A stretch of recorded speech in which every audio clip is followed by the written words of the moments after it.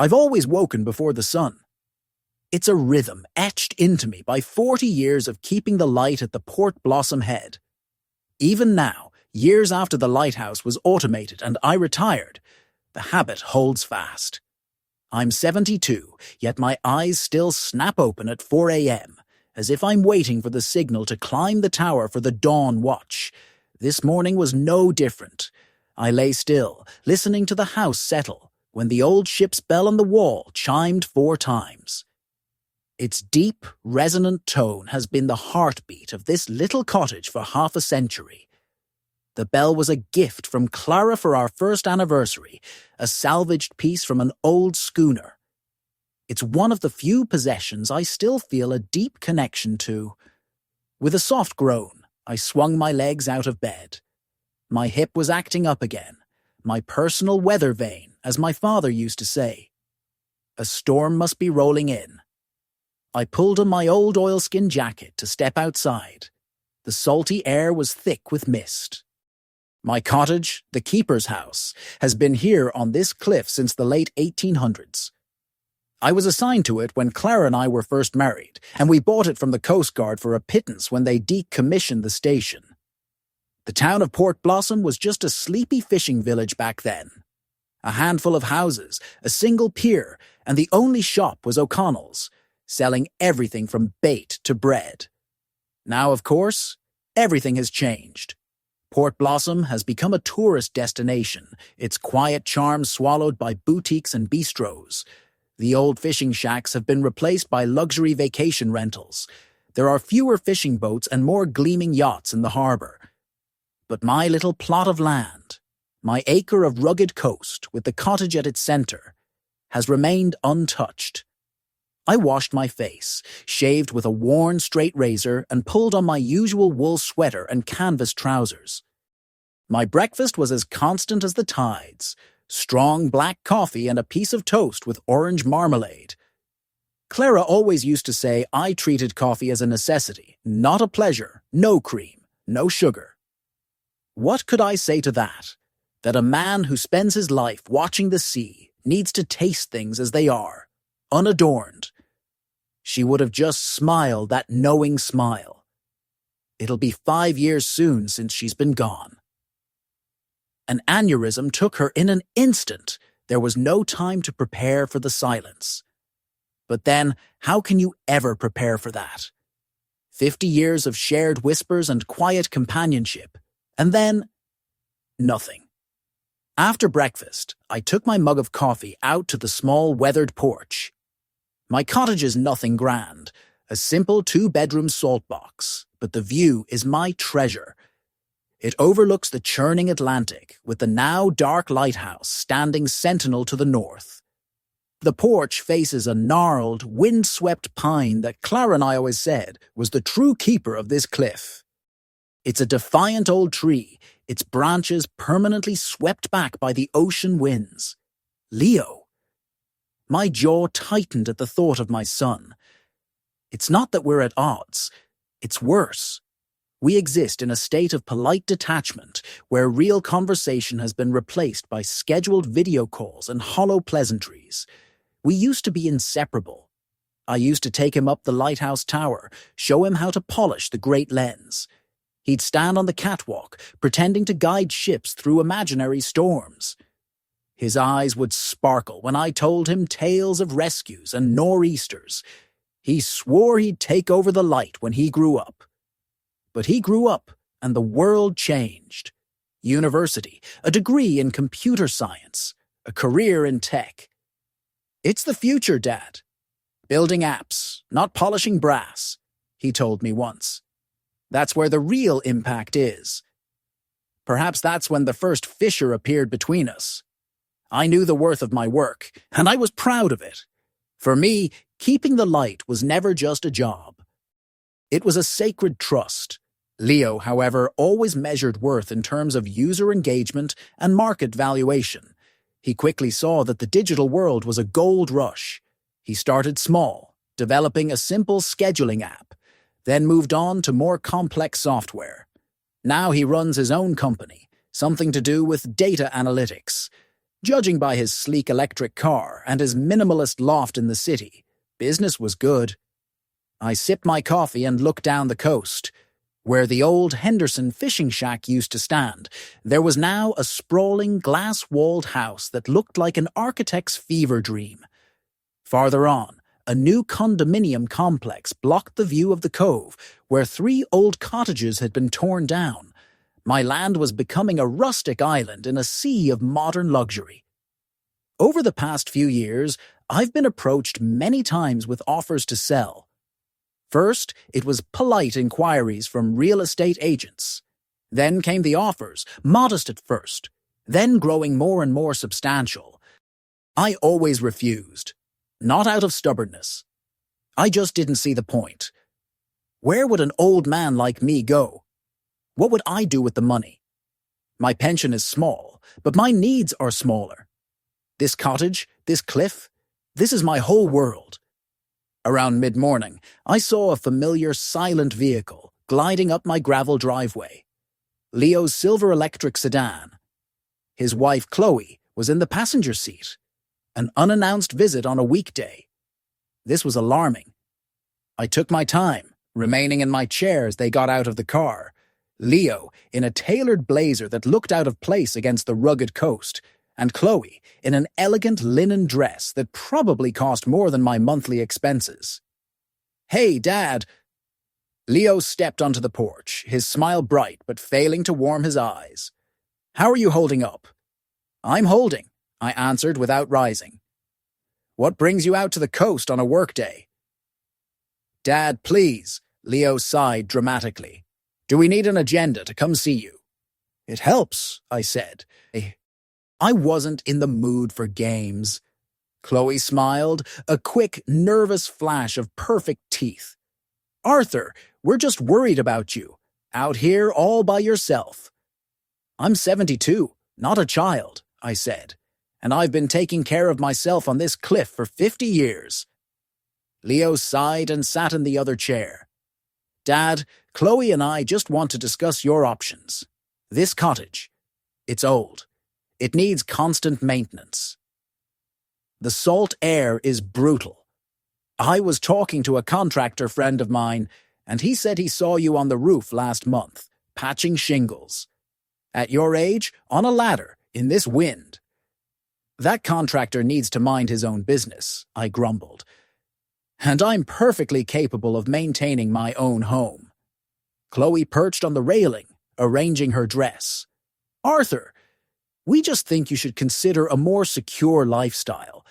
There are some incredible, active living communities now.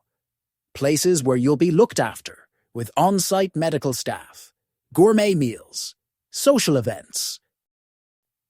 "A retirement home," I cut in. "Let's call things by their proper names, Chloe." "It's not a retirement home," Leo objected, a sharp edge to his voice. "It's a luxury coastal residence. The Azure Vista is a stunning place. It has an infinity pool, a library, a private cinema. And staff to make sure I don't wander off," I added. "It's about safety, Dad," Leo's voice rose. "Something you should have thought about a long time ago. You have to accept that you're getting older. Sooner or later, you'll need assistance." I looked at my son and saw not concern, but frustration. The frustration of a man trying to solve a problem that refused to be solved neatly. "I'll get assistance when I need it," I said calmly. "Right now, I'm fine on my own. And I'm not leaving." Chloe and Leo exchanged a look. "Dad," Leo pressed on, "I just want you to be aware of the possibilities. Chloe and I have demanding jobs. We can't always drive out here. If something were to happen. A fall, a stroke. Who would find you?" "I have neighbors," I answered. "Agnes Miller lives just down the road. We check in on each other." "Agnes is nearly 80 herself," Leo scoffed. "What good would she be?" "More good than you," I said. The words hung in the salty air between us. Chloe coughed nervously. "Why don't we go inside?" she suggested. "I brought some pastries from that French bakery you like." I knew she meant the one in the city I'd been to once, but I didn't correct her. I stood up, my hip protesting, and headed for the door. See? Leo was right behind me. You can barely walk without pain. It's arthritis, I snapped. It won't be cured by moving to your azure vista. The cottage was cool and smelled of old wood and sea salt. I led them into the small, cozy kitchen. Clara had loved this kitchen with its view of the sea. Chloe found some plates and began arranging the pastries. She'd been in this cottage dozens of times over the years, but she always moved around as if she were a guest in a stranger's house. I silently got out 3 mugs for coffee. Meanwhile, Leo was scanning the room with a critical eye. You know, Dad, this kitchen is an antique. The cabinets, the old gas stove. If you were to sell, a buyer would factor in the cost of a complete remodel. I paused with the coffee pot in my hand.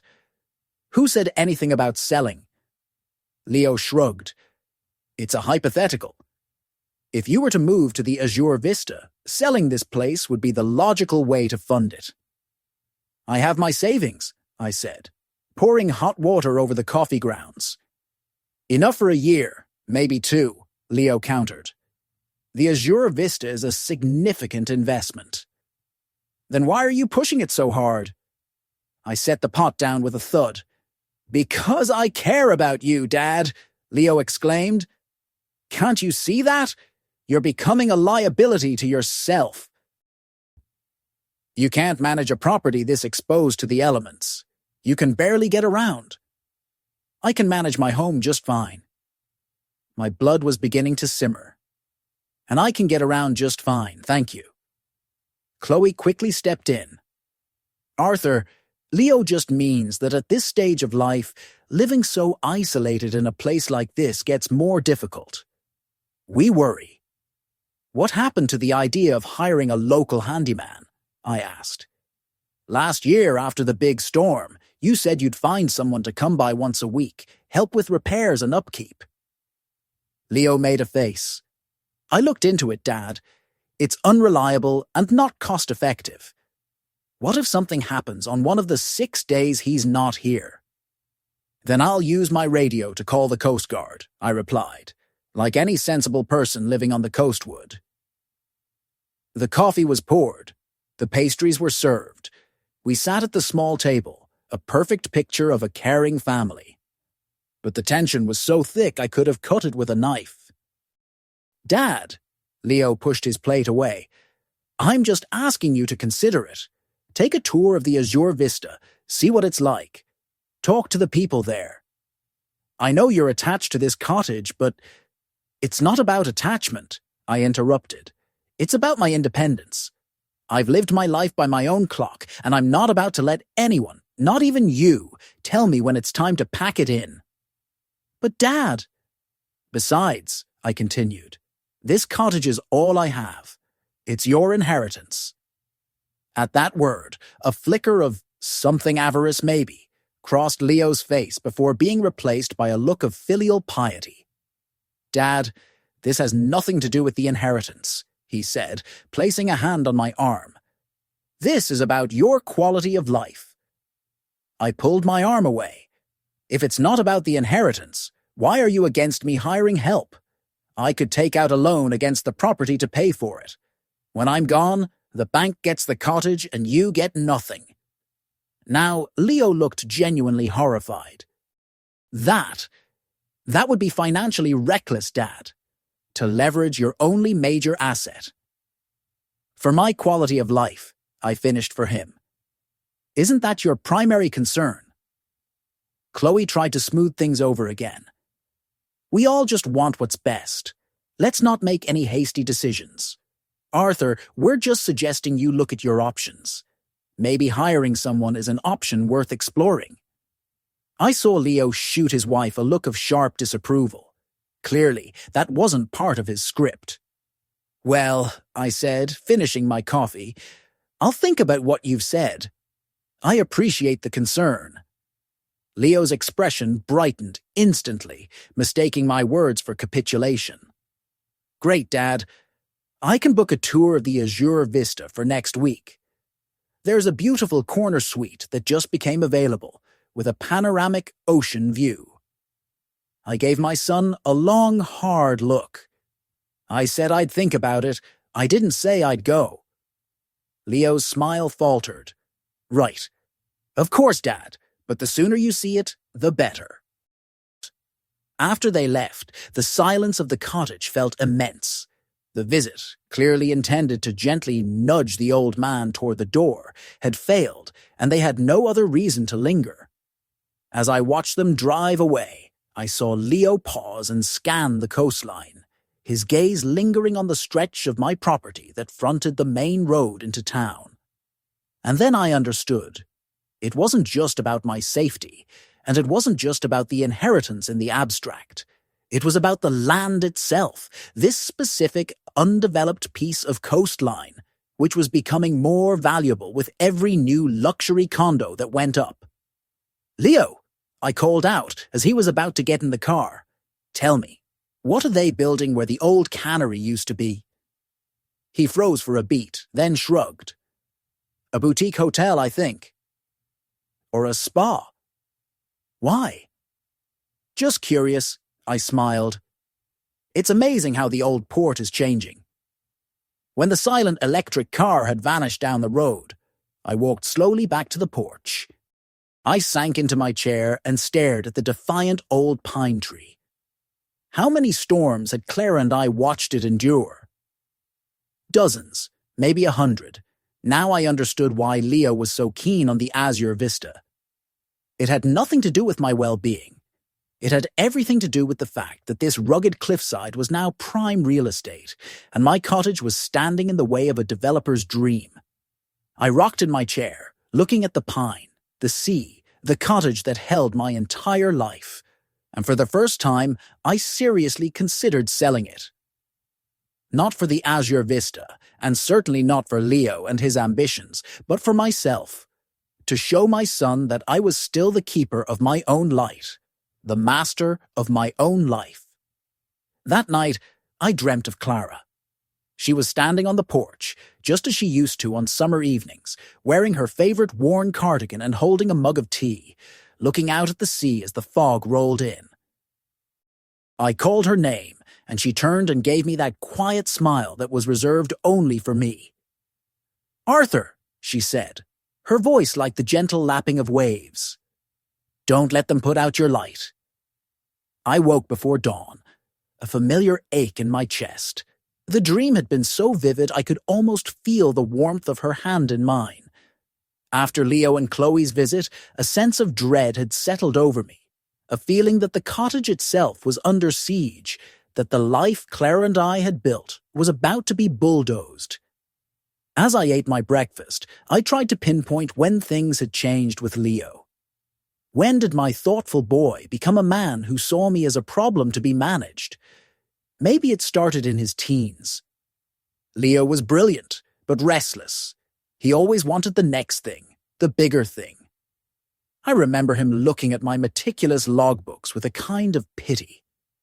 "You've been writing down the same weather data for 20 years, he'd asked once. He was about 16. "Don't you ever get bored, Dad?" Clara and I had given him every opportunity we could, but it was never enough. He looked at his friends from the city with their fancy gadgets and expensive hobbies. He studied computer science, and after graduating, he dove headfirst into the startup world. He met Chloe at a tech conference. She was just like him, sharp, ambitious, with a minimalist aesthetic and an unwavering belief in optimization and efficiency. She was a user experience designer, and their combined drive propelled them into a world of sleek, clean lines and quantifiable success.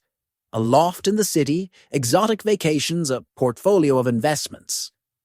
Unlike Clara, Chloe never seemed to relax in our cluttered, cozy cottage.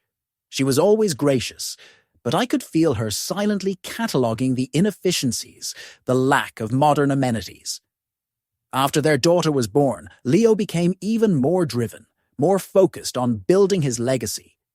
He said it was about providing for his family, giving his daughter the best. But I saw something else, a frantic need to prove that his world of algorithms and data was more real, more valuable than the simple, tangible world of his father. Our connection grew more tenuous. We'd invite them for holidays, but Leo would often beg off, citing a critical deadline or an investor meeting. When they did visit, the conversation was always about his work funding rounds, user acquisition, market disruption. He never asked about my life, and if I started talking about the tides or the migrating birds, his eyes would glaze over. After Clara's death, the chasm between us widened. In those first raw months of grief, Leo was practical. He arranged the funeral, handled the paperwork. Then his visits became brief, dutiful check-ins on his way to a weekend retreat. He always brought gifts that were expensive, but missed the mark entirely. A high-tech weather station when I could read the sky better than any machine, a subscription to a gourmet meal kit service when I was perfectly happy with my simple fare. I set my fork down and looked out at my small vegetable garden. Leo hadn't come yesterday to see me. He had come to assess an asset. The thought was a cold, hard knot in my stomach. I should have been used to his detachment by now, but it still had the power to wound me. After breakfast, I decided to walk down to the mailbox at the end of the road. The morning was crisp and the sea air felt good in my lungs. Agnes Miller was in her garden tending to her formidable rose bushes. "Morning, Arthur," she called out. "Good to see you out and about." "Morning, Agnes. You too." "Can't let the weeds win," she said, straightening up with a hand on her back. "I saw your Leo stopped by yesterday. He doesn't make it out to the coast much these days." Now, Agnes Miller, for all her 78 years, was a force of nature and the unofficial chronicler of Port Blossom. She knew everything about everyone, but her knowledge was born of genuine curiosity, not malice. "Yes, he and Chloe paid a visit," I nodded. "They're trying to convince me to move into one of those fancy retirement places." Agnes frowned. "And what did you tell them?" "I told them I'm not going anywhere," I grinned. "Good for you." Agnes nodded decisively. "You know, Arthur, your property is the talk of the town. Just last week, a man in a fancy suit was asking me about you, how long you'd lived here if you were in good health." I was suspicious. "What did you tell him?" "I told him to mind his own business," Agnes said with a wry smile. "But he was persistent, left me his card, said his company was very interested in acquiring coastal properties in this area." "Can I see it?" "Of course." Agnes wiped her hands on her apron and went inside her house. She returned a moment later with a crisp white card. "Here you are. I had no intention of calling him." I took the card. Seabreeze Holdings, LLC, Richard Sterling, Acquisitions Director, and a phone number. "Thanks, Agnes." I slipped the card into my sweater pocket. I'll keep it in mind. When I got back to the cottage, the first person I called was my old friend, Sam Carlson. Sam and I had known each other for 50 years. He'd been the harbour master in Port Blossom before he retired. He still knew the currents of the town better than anyone. "Sam, it's Arthur. Got a minute?" "Arthur, my friend." His voice was a cheerful, gravelly rumble. "Always got a minute for you. What's on your mind?" "Can we meet? I need some advice." "Of course. How about lunch at the Salty Dog?" My treat. 1 o'clock. The Salty Dog was our spot, a no-frills pub on the pier that served the best fish and chips in the county and didn't have a television blaring in the corner. I got there a little early. Sam was already at our usual booth, nursing a pint. "You look like you've seen a ghost, old friend," he said, after a firm handshake. "What's weighing you down?" I told him everything. Leo and Chloe's visit, their push for the Azure Vista, the developer's business card from Agnes. Sam listened intently, his brow furrowed. When I finished, he took a long sip of his beer. "Well, Arthur, it's not surprising. This whole stretch of coast is being rezoned for high-density residential and commercial use. Your property is one of the last undeveloped parcels on this side of the lighthouse. What does that mean? It means your land is worth a hell of a lot more than you think, Sam said. Especially that location. A corner lot with road access and an unobstructed ocean view. That's a developer's dream. My stomach tightened. You think Leo knows this? I'd bet my pension on it, Sam nodded. He's in tech, but he's a smart businessman. He knows the value of prime real estate. Ah, so that's why he's so desperate for me to move. To get his hands on the land and sell it? Sam shrugged.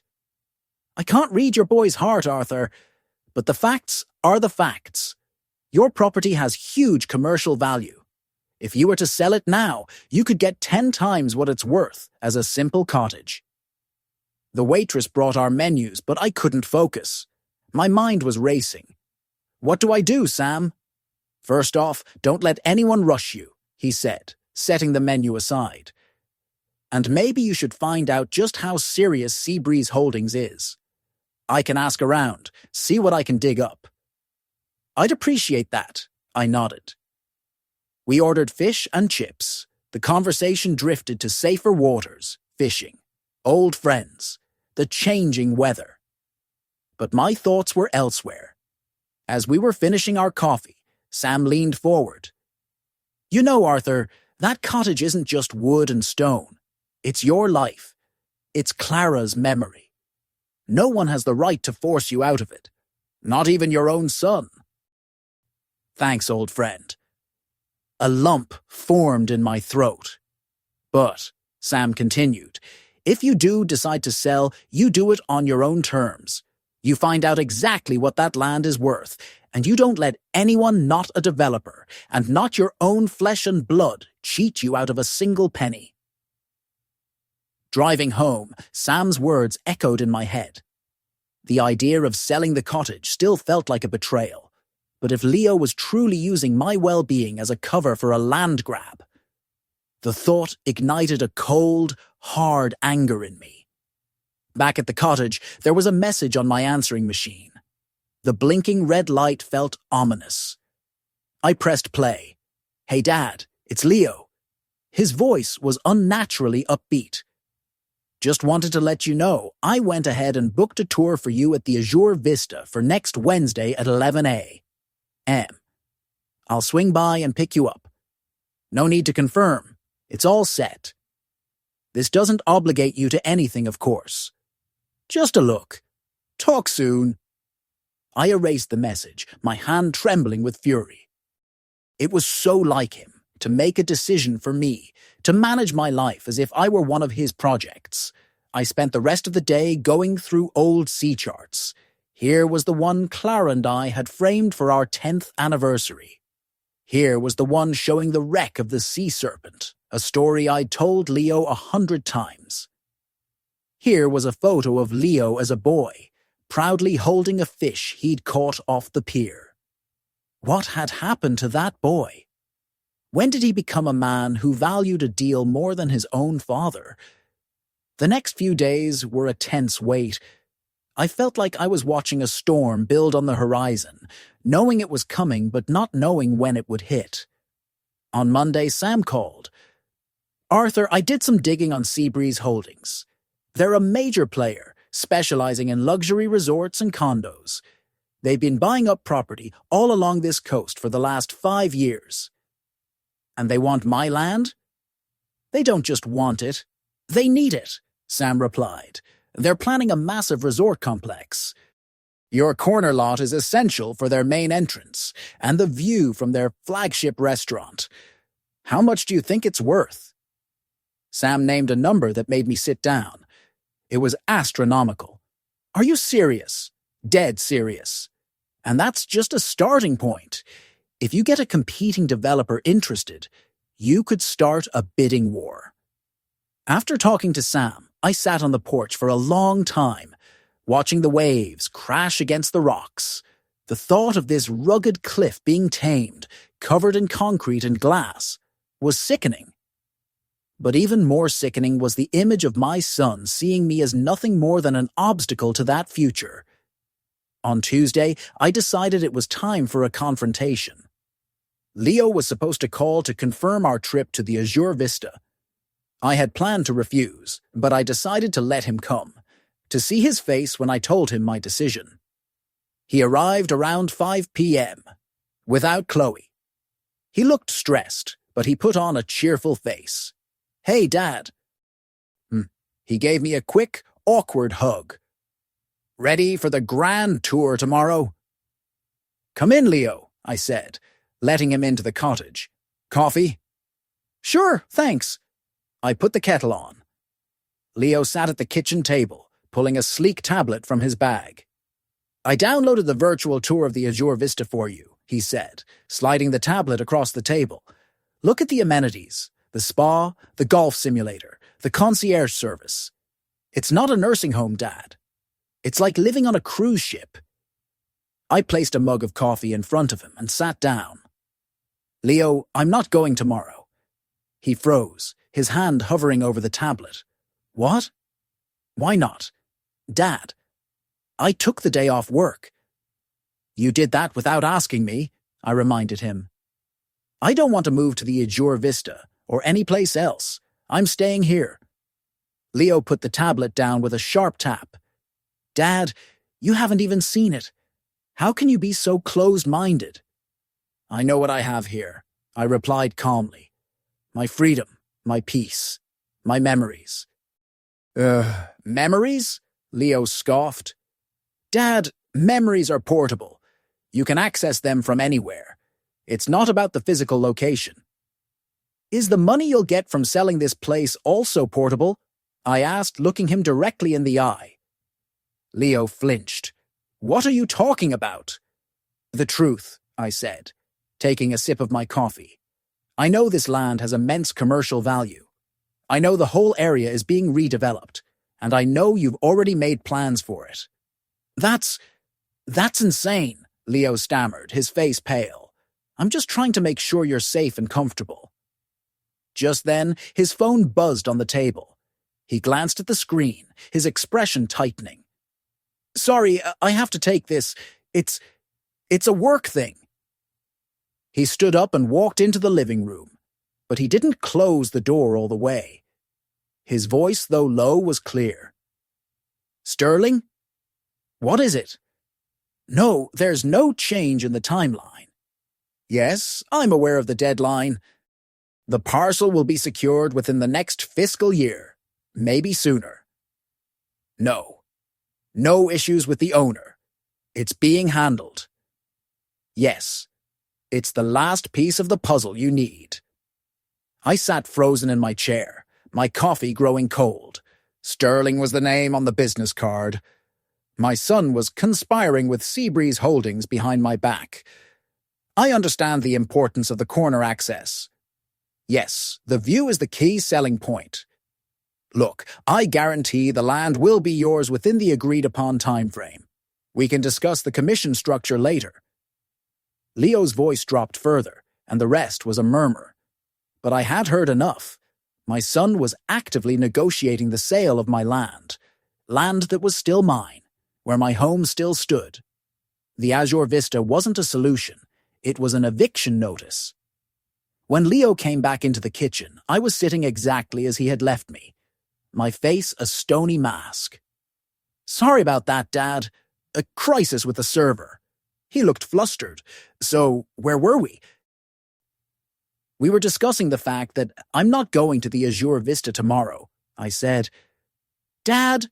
Leo sat down, his voice shifting into a pleading tone. "Please, just look at it. What have you got to lose?" "My self-respect," I said. "For my sake, then," he urged. "Chloe and I, we worry so much. This cottage, it's going to be a money pit. The upkeep will only get more expensive." I looked at my son, and I saw a complete stranger. A man who would use the language of love and concern as a tool for a business transaction. It was a deep, profound pain, but out of that pain, a cold resolve was born. All right, I said, my voice even. I'll go. I'll see your azure vista. Leo's face lit up with relief. That's great, Dad. You'll see. You'll be impressed. But, I added, I'm not making any promises, and whatever I decide, you will respect it. Of course, Dad. He nodded eagerly. Absolutely. No pressure. It's your decision and yours alone. No, I thought. I will make a decision. But it won't be the one you're expecting. And you, my son, are about to be unpleasantly surprised. After Leo left, I sat on the porch for a long time, watching the tide go out. A plan was forming in my mind, a plan to teach my son the true meaning of value, and to secure my own future, on my own terms. The next morning I called Sam. Sam, I need the name of the best, most ruthless, independent real estate agent in this county. Someone who isn't in bed with any of the big developers. You're going to sell? I could hear the shock in Sam's voice. Maybe, I said, but I'm going to do it my way. And I want to know all my options. There's a guy. Goes by Markham. He's a shark, but he's an honest shark. He works for his clients, and only his clients. Give me his number. I wrote down the number and thanked Sam. Then I dialed. Mr. Markham, my name is Arthur Connolly. Sam Carlson suggested I call you. I'd like to discuss the potential sale of my property in Port Blossom. The azure vista was exactly as I had imagined, a monument to sterile luxury. It smelled of money and air freshener. The lobby was a cavern of white marble and chrome, and the residents we saw looked like well-preserved specimens in a museum of old age, drifting through their days in a gilded cage. The director, a woman named Barbara with a smile as polished as the floor, led us on a tour, her voice a smooth, practiced sales pitch. And this is our wellness center. She gestured to a room with gleaming exercise equipment. We have yoga, tai chi, and water aerobics in our heated saltwater pool. I nodded, thinking that the only exercise I needed was walking my cliffs and tending my garden. Leo walked beside me, pointing out features with forced enthusiasm. See, Dad, a private movie theater. They show classic films every Friday. I remained silent, noting that I could watch any movie I wanted in the comfort of my own home. After the tour of the common areas, Barbara showed us a model suite. A compact apartment with beige walls and furniture that looked like it had never been touched by a human being. This is our Seabreeze model, Barbara said. It has a lovely view of the gardens. Lovely, I said, my voice flat. Lovely. Leo looked crestfallen at my lack of enthusiasm. Dad, it's incredible. A gourmet kitchen, automated blinds, a medical alert system integrated into the network. And what's the price tag on this network? I asked. Barbara hesitated. Well, our residency plans vary. The entry-level lease starts at $6,000 a month, which includes dining credits and basic wellness services. The all-inclusive Care for Life package is a one-time buy-in of $750,000. I let out a low whistle. $750,000? My cottage and a lifetime of freedom didn't cost a fraction of that. It's a different market, Dad, Leo muttered. And if you sell the property, you can easily afford the buy-in with plenty left over. Barbara tactfully excused herself, leaving us to talk. Leo, I looked my son in the eye. I'm not selling my home to buy a key to a prison, no matter how luxurious. It's not a prison, he hissed, his voice low and angry. It's a secure, modern community with world-class care, where I'll be told when to eat, when to sleep, and when to play bingo.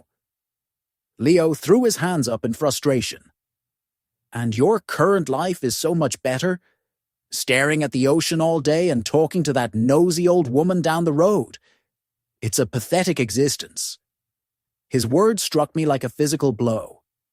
Did my son truly see my life, the life I had shared with his mother, as pathetic? "It's my existence, Leo," I said quietly, "and I have earned the right to live it however I see fit, even if it means you become a hermit." He crossed his arms. "Even if it means you have a stroke out there and no one finds you for days." "That could happen anywhere," I pointed out. "No, here, there are wellness checks. There's a staff. You would be safe." We stood in the middle of the soulless model apartment, two strangers locked in a battle of wills. Barbara coughed discreetly from the hallway. "We're finished," I said to her, walking past her toward the elevator. "Thank you for your time." The ride back to my cottage was thick with unspoken anger. Leo gripped the steering wheel of his silent car, his knuckles white. When he pulled into my driveway, he cut the engine. "Dad, I just don't get it. What is so wrong with the Azure Vista? It's designed for a person's comfort and safety." "It's designed to take away their freedom," I said. "The freedom to live by your own rules." "What freedom are you talking about?" Leo got out of the car, his movements sharp and angry. "The freedom to climb a rickety ladder to fix your roof in a gale. The freedom to be completely isolated from the world." I got out of the car as well and started toward my front door. Leo followed me. "Don't walk away from me, Dad. I'm trying to help you." "No, you're not." I turned on the porch steps. "You're trying to help yourself. I know everything, Leo. I know about Sterling at Seabreeze Holdings. I know you promised him my land. I know you're planning to get rich off of it." Leo's face went white. "What are you talking about?" "I heard your phone call," I said, my voice cold and steady. "The other day. The parcel will be secured," you said. "The view is the key selling point." Sound familiar? Leo stared at me, his mouth opening and closing, but no words came out. He looked like a fish gasping for air. You were spying on me? And you were negotiating the sale of a property that isn't yours," I countered. I was just lining up the possibilities," he stammered, "for after you agreed to move." "Nah, and you conveniently forgot to mention that the possibility involved selling my home to a resort developer. You didn't think to say, 'By the way, Dad, once you're settled in your new room, I'm going to have our cottage bulldozed.'" We stood on the porch, the sea breeze whipping around us. My son, my own child, saw me as nothing more than a stubborn old man standing in the way of a lucrative deal. And I saw him as a stranger, a man who had traded his soul for a shot at the big time. "I wanted to make sure you were happy and settled first," Leo said, his voice weak. "Your well-being was always the priority. Don't lie to me." The anger I'd been suppressing for days finally broke through. "Don't you dare lie to me now. You have never cared about my well-being. You barely called after your mother died. You show up here twice a year with some expensive, thoughtless gift. You only started caring when you realized this land was a gold mine." "That's not fair," Leo shouted. "I have a career, a family, responsibilities." "And I don't?" I shouted back. "Or do you think the lives of old people are worthless, that we're just supposed to get out of the way and die quietly?" "I never said that. But you believe it. I can see it in your eyes every time you look at this place. You're not seeing a home. You're seeing a balance sheet." Leo's face twisted in a snarl. "Yes, because someone has to think about the practicalities. Someone has to be the adult here. Do you think I enjoy watching my own father rot away in this damp, decaying shack, refusing to accept reality?" "Don't you call my home a shack!" I took a step toward him, my fists clenched. "I built a life here with your mother. I raised you here. I mourned her here. So what? Leo threw his hands up. It's just a building, Dad. Bricks and mortar.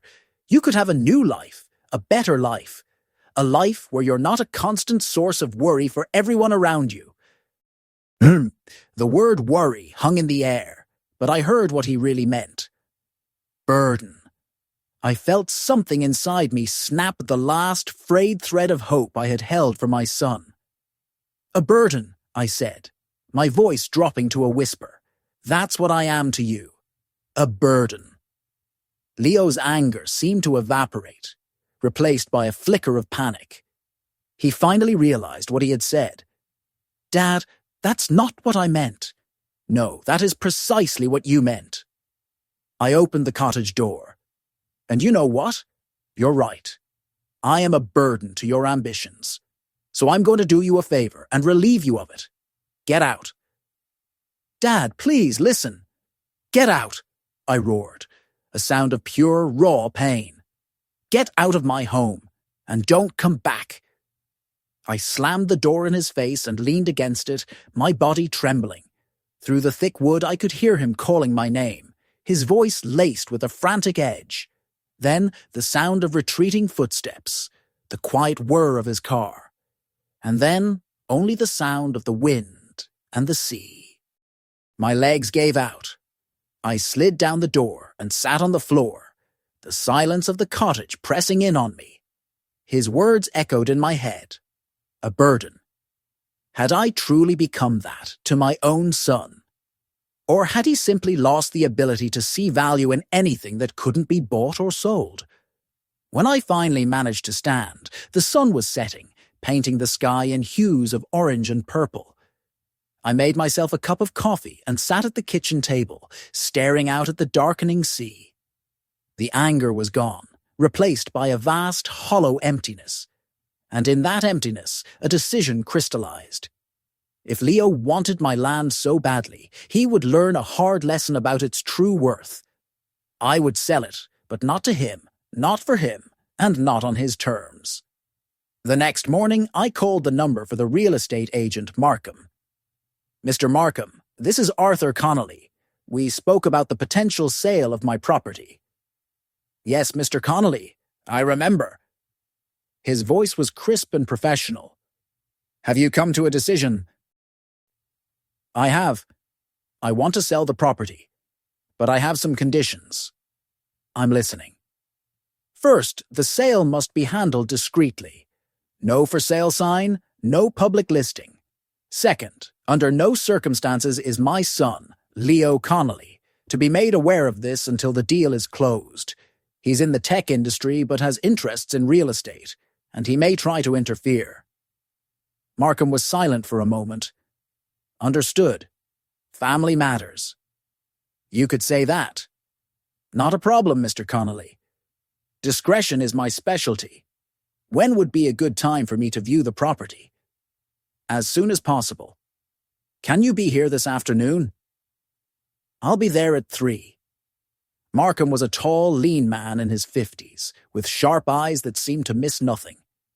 He arrived precisely on time, carrying a slim leather briefcase. It's a remarkable property, Mr. Connolly, he said, his gaze sweeping across the coastline from my porch. They're not making any more of this. No, they're not, I said.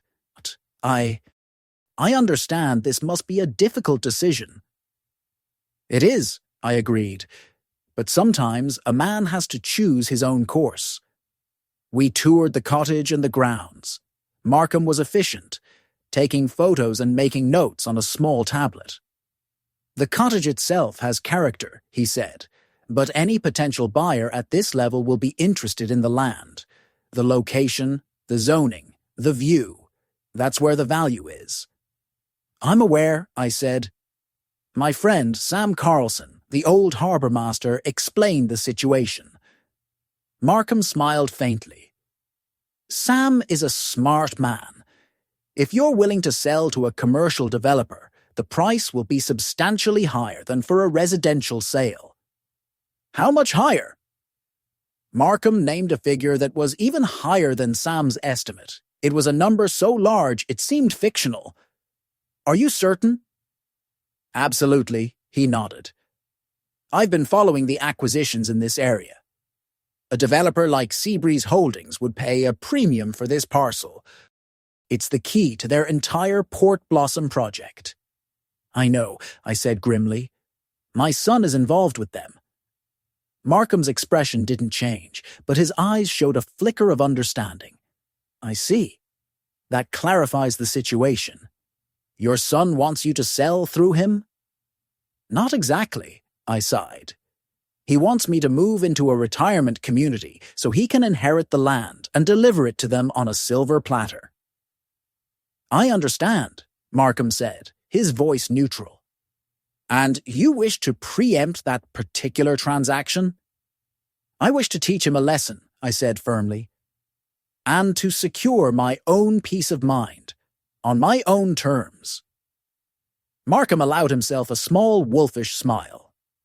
Mr. Connolly, I believe I can be of service. I have several clients who would be very interested in this property, including some of Seabreeze's biggest competitors. Competitors? A slow smile spread across my own face. That sounds promising. Indeed, Markham confirmed. Coastal Equities has been trying to break into the Port Blossom market for years.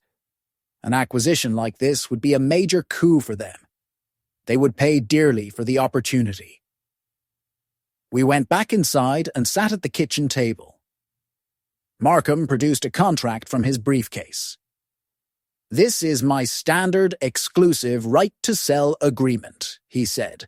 If you sign, I will begin contacting potential buyers immediately. All communications will be handled with the utmost confidentiality. I read the document carefully. The terms were clear, the commission standard. There were no hidden clauses. How long do you think this will take? I asked. Normally a sale like this could take months, Markham replied. But given the strategic importance of this property, I believe if we approach the right buyer, we could have a firm offer within a week. I signed the contract. There was no going back. What do you need from me? I asked. Nothing, Markham said, placing the signed contract in his briefcase. Just be prepared to consider an offer when it comes. For a commercial buyer, the state of the cottage is irrelevant. They're buying the view and the location. When do you plan to make the first call? I'm going to make it from my car as soon as I leave your driveway. I spent the next few days in a strange state of limbo, sorting through a lifetime of accumulated objects. I packed a few boxes with the things that truly mattered. Clara's letters, my old sextant, the ship in a bottle she had given me, a handful of books we had read aloud to each other. The rest was just stuff. Furniture, tools, dishes, all of it replaceable. Leo called several times, his voice on the answering machine growing more frantic with each message. I didn't pick up. I wasn't ready for another confrontation. 3 days later, Markham called. Mr. Connolly, I have 2 interested parties. They would both like to submit formal offers, sight unseen, based on the survey and my report. Who are they? I asked, my heart pounding. One is an independent hotelier who specializes in boutique luxury properties. The other is Coastal Equities. No connection to Seabreeze Holdings? They are mortal enemies, Markham said, with satisfaction. I suggest we give them until the end of the day tomorrow to submit their best and final offers. Do it. The first to arrive was the representative from Coastal Equities, a sharp young woman in a tailored suit. She barely glanced at the cottage, spending most of her time on the cliff edge, looking at the sightlines. It's a perfect location, Mr. Connolly, she said. Our plans for a mixed-use development would be greatly enhanced by this parcel. I'm sure they would, I said. The second was the hotelier, an older gentleman with a quiet, appreciative air. He walked through the cottage slowly. You have a beautiful home, Mr. Connolly, he said. It's a shame it would have to be removed. Progress, I said, my voice hollow. Indeed, he sighed, but the view. The view is timeless. After they left, Markham and I sat on the porch. The sun was beginning to set, casting a golden light over the water. "What do you think?" Markham asked. "I don't know," I admitted. It was all theoretical until now. Now, it feels real. These people are planning to erase my life here. Markham nodded. "It is the most difficult part of the process. If you've had a change of heart, no." I shook my head. "I haven't. I just need a moment to get used to it." "Take all the time you need," Markham said. "The offers will be waiting in the morning." The next day, the offers came in. Both were staggering, far exceeding even Markham's optimistic projections. I sat at my kitchen table, staring at the numbers, unable to fully comprehend them. I had lived a frugal life, and now I was looking at a sum that could buy a small fleet of yachts. Money that could have given Clara anything she ever wanted. Money that now, at the end of my life, felt like a pile of meaningless paper. Almost meaningless, because it could buy me one thing: absolute freedom. Freedom from ever having to depend on Leo. Freedom to live out my days in peace. And perhaps a small measure of justice. I called Markham that evening. "I'll accept the offer from Coastal Equities," I said. "It's slightly higher, and I like the idea of them competing with Seabreeze." "An excellent choice," Markham said, his voice betraying a hint of admiration. "I will contact them immediately to begin the closing process." When I hung up, I felt a profound sense of both loss and liberation. I walked out onto the porch and sat in my rocking chair, looking at the old pine tree, its branches stark against the starry sky. For 50 years, I had watched that tree stand against the storms, and now I had sold it to the highest bidder. But along with the sorrow came a quiet, fierce resolve. I had done what I had to do. I had taken back control of my own destiny. Leo would find out soon, and his reaction, I suspected, would be a storm all its own. Markham was as good as his word. The deal with Coastal Equities closed with astonishing speed. A week after I accepted their offer, the papers were signed, and a check for a sum I still couldn't quite fathom was deposited into my bank account. We had agreed on a 60-day period for me to vacate the property, giving me time to find a new home. Markham had already prepared a list of potential apartments for me in various parts of the state. Everything was proceeding according to my plan. The only variable was Leo. Despite my fears, news of the sale had not yet become public. Markham's discretion and Coastal Equities' desire to keep their strategic acquisition quiet had kept the transaction under wraps. I wasn't looking forward to the inevitable confrontation with my son, but I wasn't hiding from it either. I was simply living my life, packing boxes and saying a long, slow goodbye to the only home I had ever known. Leo had left several more messages, each one more strained than the last. I hadn't returned his calls. I didn't know what I would say. But fate intervened. One afternoon, as I was in the small shed sorting through old fishing gear, a car pulled into the driveway. It wasn't Leo's silent electric sedan. It was Agnes Miller's old station wagon. "Arthur," she called, waving from her car. "Got a minute?" I wiped my greasy hands on a rag and went to meet her. "Of course, Agnes. Is everything all right?" She looked around conspiratorially and lowered her voice. "I was just at the post office. Caroline, the one who works the counter. Her husband is a surveyor." "I don't think I know him," I said. "Well, anyway," Agnes continued, "she said he was hired to do a rush job on your property line. For a big company called Coastal Equities. She said it looks like there's been a sale." The blood drained from my face. So much for discretion in a small town. "Agnes, You don't have to explain anything to me, Arthur," she said, holding up a hand. "It's your life. Your property.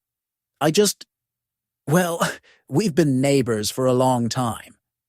I thought you might have told me." The hurt in her voice was unmistakable, and I felt a pang of guilt. Agnes was a good friend. "I'm sorry, Agnes. I was going to tell you as soon as it was all settled." "So it's true?" Her eyes widened.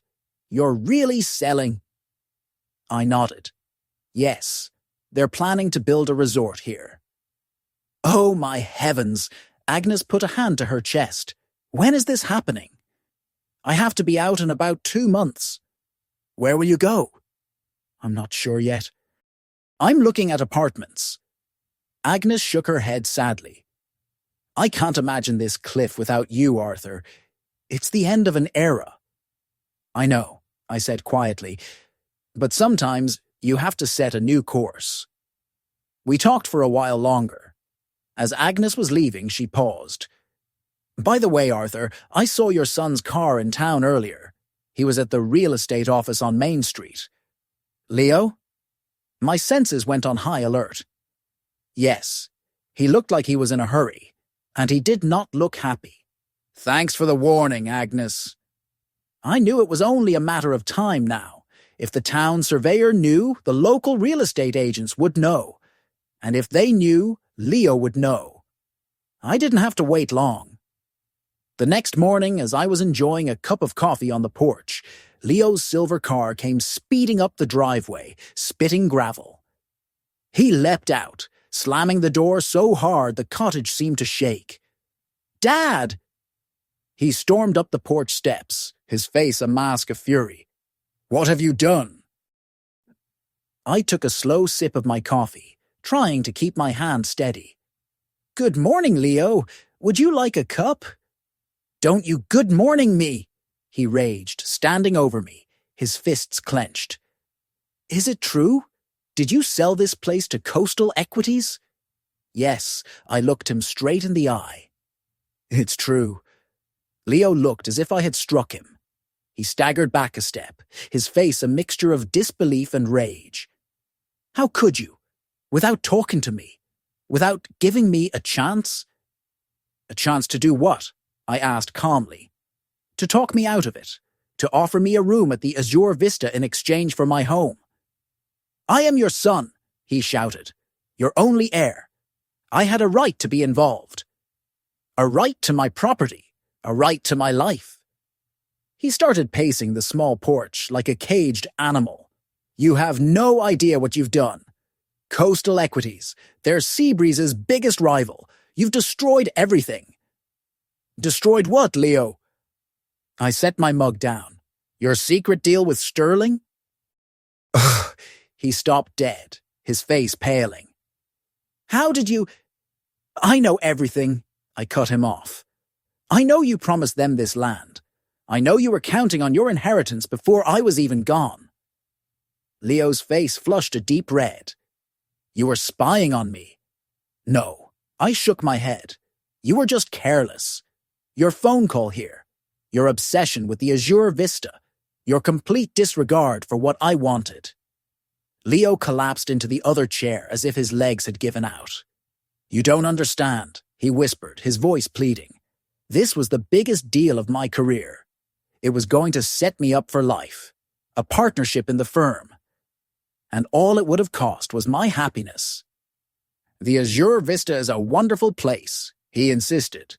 "You would have been comfortable there." "But you weren't suggesting it for my comfort," I said quietly. "You were suggesting it to get me out of the way." Leo opened his mouth to argue, then closed it. He sat in silence for a long moment, then spoke, his voice barely audible. "Yes, I wanted the land. But I was also worried about you, Dad. I really was. So worried you called my life pathetic." The bitterness in my voice was sharp. Leo flinched. "I didn't mean that. I was angry. I was frustrated." "No, Leo," I shook my head. "You meant every word. I had become an inconvenience to you, an obstacle on your path to success." We sat in silence, the only sound the cry of the gulls and the distant crash of the waves. "Dad!" Leo finally broke the silence. You have to undo this. You can't sell to Coastal. If they get this land, Sterling's entire project collapses. And I've already signed an agreement with him, Leo cried. A letter of intent. I promised him I would deliver this property after. He trailed off. After I died. I finished for him. Leo looked away. After it became mine, he muttered. I took an advance on my commission, Dad. A very large advance. I reinvested it in my company.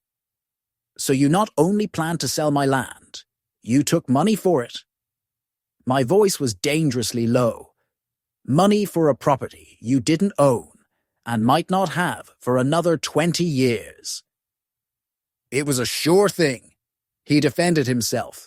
The market, the zoning. Sterling offered me a piece of the project, a share of the profits. And for that, you were willing to lock me away in a gilded cage for the rest of my days. Leo leaped to his feet. What would have been so bad about the Azure Vista? You would have been cared for. You would have had gourmet meals, a heated pool, 24-hour security, instead of sitting here alone in this drafty old cottage waiting to die. This cottage is not drafty, I said calmly, and I am not alone. I have friends. I have my freedom. I decide when to wake, what to eat, where to walk. I am a free man, Leo, and I intend to remain one. At the cost of my entire future? Desperation cracked his voice. You built your future on a faulty foundation, I replied. You made plans for something that was never yours to sell. Leo sank onto the porch railing, burying his face in his hands. You don't understand. If I can't deliver this land, Sterling will sue me. He'll demand the advance back with penalties. I'll be ruined. I'll lose everything.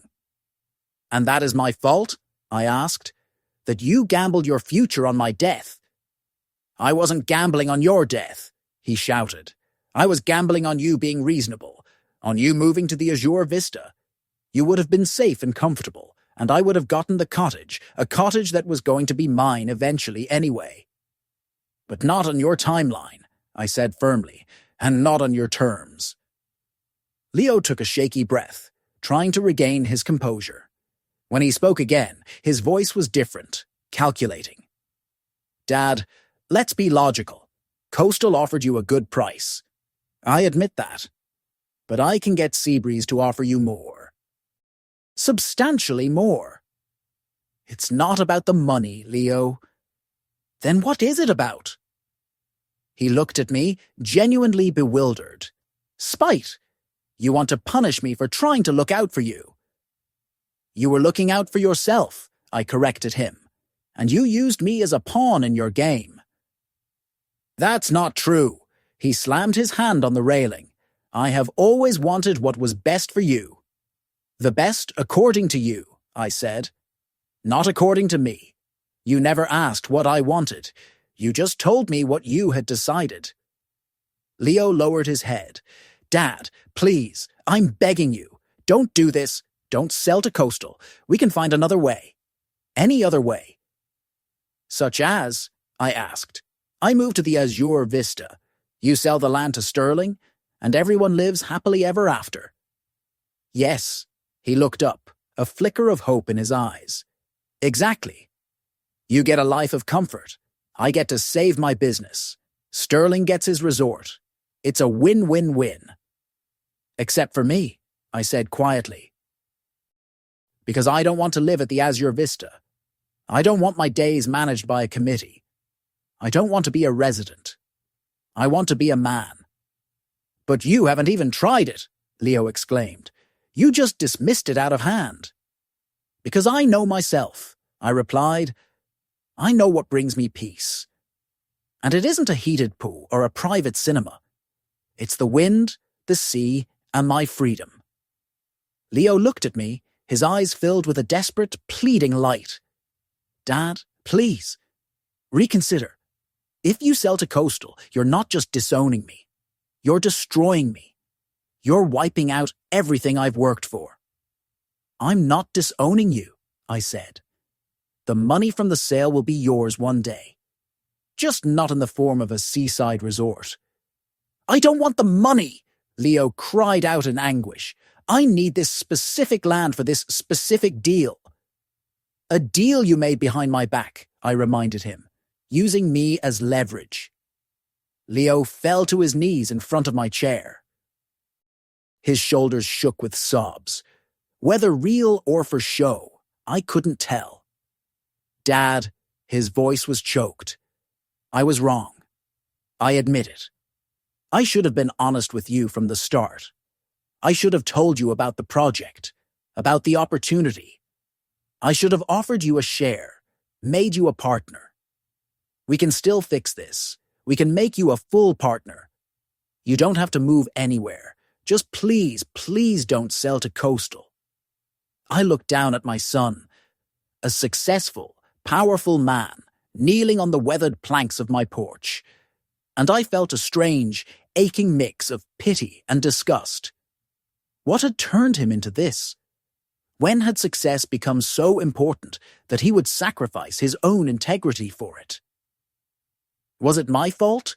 Did I fail him in some fundamental way? Stand up, Leo, I said quietly. Don't do that. He got to his feet, wiping his face with the back of his hand. So you're refusing? You won't even consider it? I've already signed the contract with Coastal Equities, I said. I've accepted their deposit. The deal is done. Leo's face hardened. You did this to hurt me, to get revenge. No, I shook my head. I did this for me, to live what's left of my life on my own terms, not as a pawn in your business dealings. You don't understand, he shouted. This project was my entire future. And what you don't understand, I replied calmly, is that you can't build your future on someone else's life.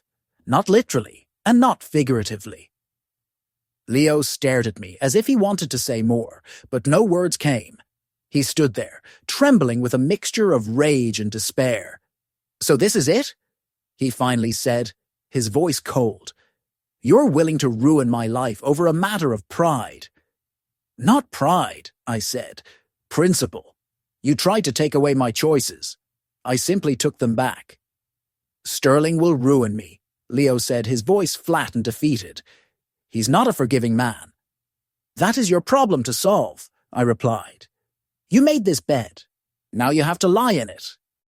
Leo looked at me with a kind of hollow disbelief, as if seeing me clearly for the first time. Then his expression hardened into a mask of cold fury. You'll regret this, he said quietly. When you're old and alone, and you need help, don't bother calling me. I wasn't planning on it, I answered. I haven't for a long time. He turned sharply and strode to his car.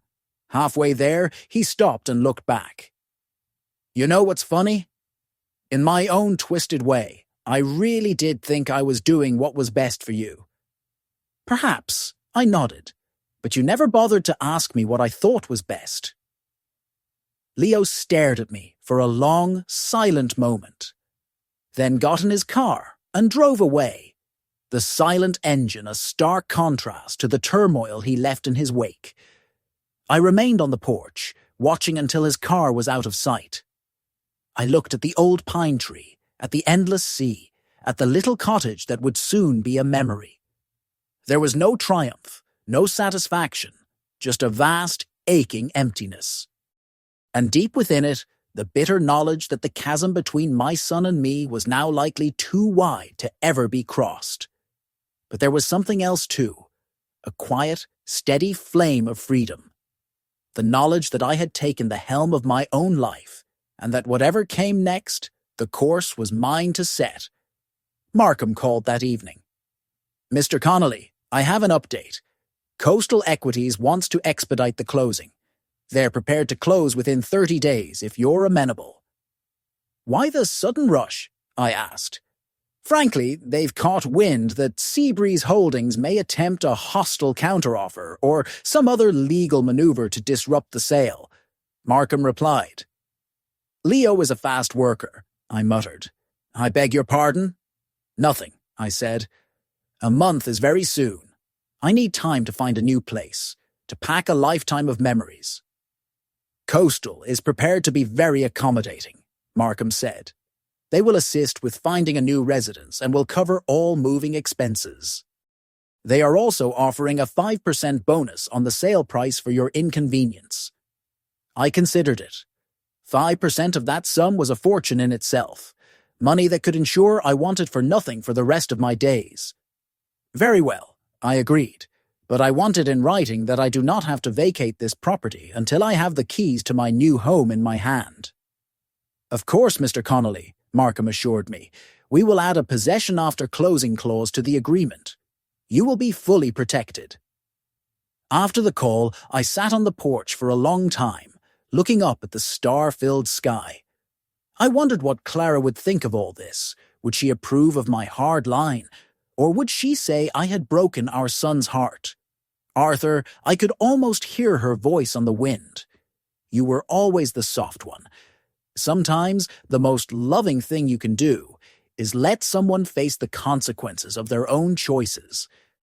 Yes, Clara had always seen Leo with clear eyes, had seen his ambition and his restlessness, even when he was just a boy. Perhaps if I had been firmer then, things might be different now. But regret is a useless currency. You can't change the tides that have already gone out. You can only prepare for the ones that are coming in. And I was ready. The final signing took place in a sterile conference room at a law office in the city. It was a world away from my cliffside cottage. Polished mahogany, leather chairs, lawyers in expensive suits. Markham sat beside me, patiently explaining each document before I signed. Mr. Connolly, a young lawyer from Coastal Equities said, pushing a final stack of papers toward me. If you'll just sign here and here. I signed my name over and over, each stroke of the pen feeling like a final goodbye to a part of my life. Congratulations, Mr. Connolly, the lawyer said with a crisp smile. The transaction is complete. The funds have been wired to your account. I nodded, feeling a strange sense of dislocation. Everything all right, Mr. Connolly? Markham asked, noticing my expression. Yes, I said, standing up. It's just the end of a long watch. And the beginning of a new one, he said with a smile. Speaking of which, I've found an apartment I think you'll love. If you have a moment, we can go see it now. The apartment was in the city's historic district, in an old brick building that had once been a ship's chandlery. The area was full of bookstores, small cafes, and art galleries. They converted the top floor into residential lofts, Markham explained as we rode up in a surprisingly modern elevator. They kept the original character, the exposed brick, the high ceilings, but with all new amenities. The apartment was a revelation. A huge, open space with soaring ceilings, massive windows, and warm, age-darkened wooden floors. It was filled with light. It's just one bedroom, Markham said, but it's over 1,000 square feet, and the view. I walked to the large, arched window. It didn't overlook the sea, but it had a view of the bustling harbor, the bridges, and the distant hills. It was a different kind of beauty, a beauty of life and movement. It's incredible, I admitted. And convenient, Markham added. There's a bakery and a greengrocer on the ground floor. A library and a medical clinic are just around the corner. Everything you need is within a few blocks. I explored the space. The kitchen was compact but beautifully designed. The bathroom was large, with a walk-in shower. How much?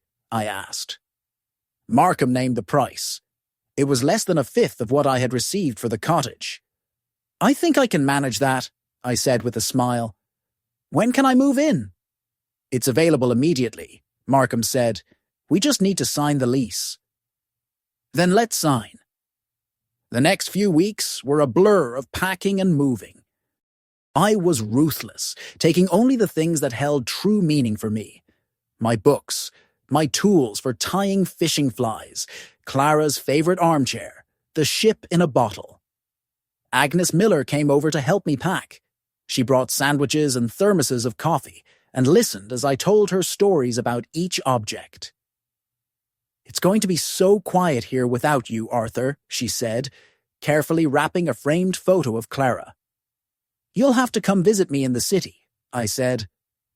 "I'll need someone to make sure I'm not becoming a hermit." "Are you asking me on a date, Arthur Connolly?" Agnes asked, a playful glint in her eye. "I might be," I said, feeling a warmth spread through my chest that had nothing to do with the coffee. "I'm told there's a wonderful little Italian restaurant just down the street from my new place." "Well then," Agnes said with a smile, "I suppose I could be persuaded." On moving day, a professional crew hired by Coastal Equities arrived. They were efficient and respectful, carefully loading my few chosen possessions onto their truck. I stood on the porch one last time, taking in the view of the sea, the sky, the defiant old pine tree. So many memories. Leo's first time seeing a whale from this very spot. Clara and I watching thunderstorms roll in. "Ready to go, Mr. Connolly?" the foreman asked. "Yes," I nodded, turning my back on the cottage for the last time. "I'm ready."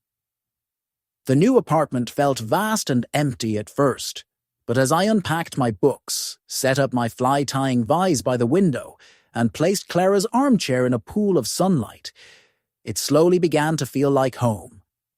I fell into a new rhythm. Mornings spent at a local coffee shop, afternoons at the library or walking along the harbor. I found a small park where I could sit and read. One day, about a month after I moved, a man about my age approached me in the park. "Excuse me," he said. "You're Arthur Connolly, aren't you? The keeper from the Port Blossom Head Light." "I was," I said, surprised. "Do I know you?" "The name's George," he smiled. "I was with the Coast Guard Auxiliary for years. Used to run supplies out to you now and then. I recognized you from the photo in the paper when they automated the light." "George, of course, I remember. I saw you reading that fly fishing magazine," he said. "You a fisherman?" "I used to be," I said. "Haven't done much lately." "Well, you should," George said. "There's a group of us, retired fellows. We have a club. We meet on Tuesdays, tie flies, tell lies about the ones that got away. You should join us." "I might just do that," I said. The fly-tying club was a godsend. A group of men who understood the quiet pleasure of detailed work, who spoke the common language of rivers and tides. I found a new sense of purpose in the intricate art of feathers and thread. One evening, returning from a club meeting, I saw a familiar figure waiting on the steps of my building. It was Leo. He looked thin, and his expensive clothes were rumpled. "Hi, Dad," he said as I approached. "Leo," I nodded. "What are you doing here?" I wanted to talk." His voice was hesitant. "Can I come up?" I hesitated for a long moment. I hadn't seen or spoken to him since that terrible day on the porch. I had heard through Agnes that he had lost his company and that his divorce was final. "All right," I said, unlocking the main door. "Come on up." Leo looked around my apartment, his eyes wide with surprise. "Wow, this is nice." "Have a seat," I said, gesturing to the sofa. "Coffee?" "No, thanks." He sat down, looking small in the large room. "I won't stay long." I sat in Clara's armchair across from him. "I'm listening." Leo took a deep breath. "Dad, I came to apologize for everything. For the way I treated you. For the things I said. For being a terrible son." I watched him, my expression unreadable. "These last few months, they've been a nightmare," he continued. "Sterling sued me. I lost everything. The company, the loft. Chloe. I'm sorry to hear that, I said, and to my surprise, I meant it. It made me realize. It made me see what a fool I've been. He looked up at me, his eyes pleading. All my life, I've been chasing the next big thing, the next success. I never stopped to think about what really matters. He sounded sincere, but I had been fooled by his sincerity before. And what do you think matters now? I asked. You, he said, his voice cracking. Family.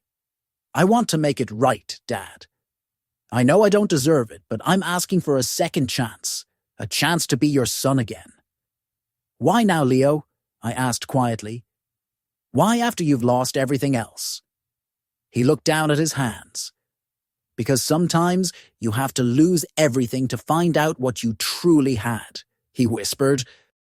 I had a father who loved me, and I traded him for a business deal.